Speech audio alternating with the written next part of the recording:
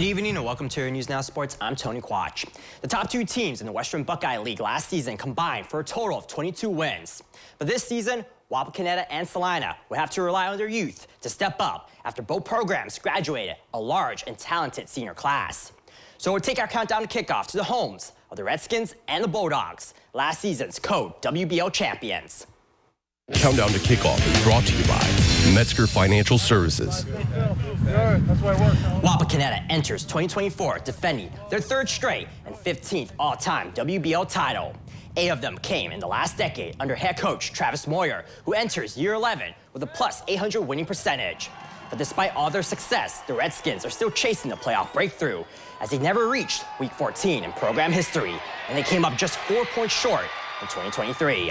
Yet this year's group maintains high expectations, even after losing 6 of their 7 All-Ohio honorees, and that includes the conference-leading running back, Jace Naus. The lone All-State returner is junior quarterback Caleb Moyer, and as a sophomore, he led the WBL in completion percentage and yards per attempt. Wapak opens their season by hosting a Division II powerhouse in Toledo St. John's, a historic program that Coach Moyer expects to be athletic, big up front, and physical. It's an important Week 1 challenge for his team as they started last year 0-2, which ultimately resulted in a share of the WBL title. But with 12 starters returning to the gridiron, Coach Moyer believes their offseason dedication will pay off in maintaining the Wapak standard. Well, regardless of who's returning, our expectation is to win a WBL championship, make the playoffs, and win a state championship. Our kids understand that expectation of giving championship effort and coming out here and competing and representing our community each and every Friday at a high level. And that process started in January at 5:55 a.m. That was our first weightlifting of the season. And so really credit our kids for their outstanding work ethic throughout the offseason to give ourselves an opportunity to compete for a championship. Winning ain't easy. You know, the first 2 games we took those L's. We turned our season around and we put our hard hats on and went to work. Every day we come out here, we refuse to lose or busting our tails. It's because winning ain't easy. I think that we're definitely going to have to lean more on our past this year. We have spent a lot of hours, whether it's with coaches or without coaches, just working on perfecting our craft. A lot of guys have stepped up, both younger and older, and so I'm really excited to see how that'll pan out this year. And while Wapak continues to set the standard, Celina looks to build on last year's milestone breakthrough. It was nearly a 3-decade wait for the Bulldogs, who captured their first WBL title since 1995. And then they carried that momentum into the playoffs and earned their first Final Four berth since 1998. This weekend, the Dogs finally got back on the turf with their first scrimmage at Bell Fountain.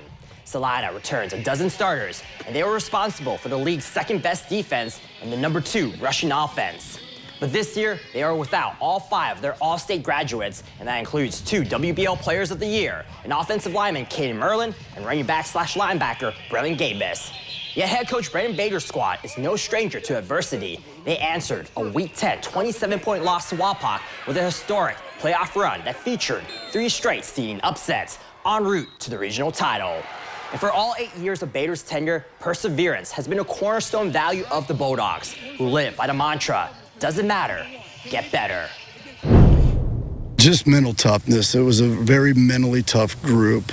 Certainly there's talent there, a lot of seniors that are now gone, but I don't think you fill those guys' shoes. What we have is another good group of kids that have seen us the last couple of years have much better success, so they kind of know what it takes now. And as far as wins and losses, we're not sure. We're just kind of that one day at a time, the old coach's cliche, I guess, but just focus on getting better each day. When adversity strikes, which it's inevitable it will, how can we overcome that? Will we overcome it quickly, or will we sit around and pout about it? So that's the question we got to answer this year. For last year's run, we were able to answer that. So the mental challenge, mental toughness is what, you know, we're hoping that we can get to. And if we can, I think we have a chance to be all right.